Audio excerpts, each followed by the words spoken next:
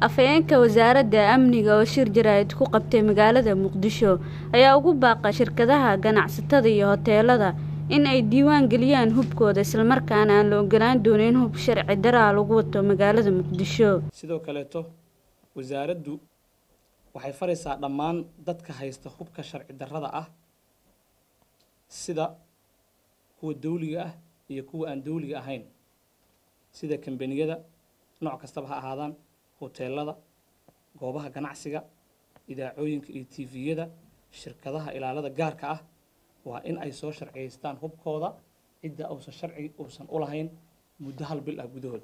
afayeenka ayaa sidoo kale digniin u diray ururada soo abaabula banaanbaxyada ka dhaca magaalada Muqdisho. hay-adaha iyo NGO-yada ku howlan howlaha amniga ah ee qabanayo seminaarada ama banaanbaxyo iyadoo la ogeysiinin wasaaradda amniga gudaha waxaa la farayaa in ay soo diiwaan geliyaan.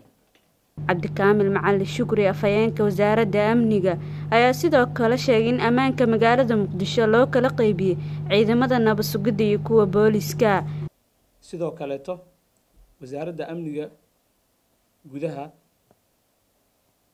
waxay soo dhaweynaysaa habka farsamo ee loo qaybsaday amniga gobolka Banaadir ee ah in booliska la siiyay laga soo bilaabo Lido ilaa X control isku sidaas ku yaalo in booliska la siiyay sidoo kale nabad sugidna la siiyay jidadka waaweyn ee Sodonka iyo wadnaha iyo sidoo kale jidka warshadaha